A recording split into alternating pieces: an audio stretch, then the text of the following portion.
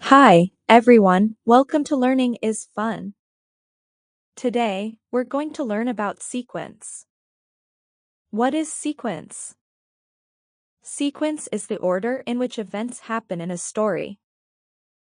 Words like first, next, then and last will help us in finding the sequence of the story. Let's read a short story together and identify the sequence of events. Bedtime. It is time for bed. First, I change into my pajamas.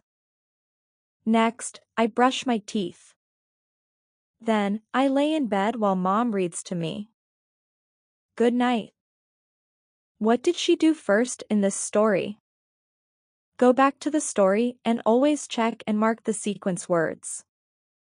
The first thing the girl did in this story is that she changed into her pajamas. Next thing she did was brushed her teeth. Then she laid in bed while her mom read to her. Thanks for watching.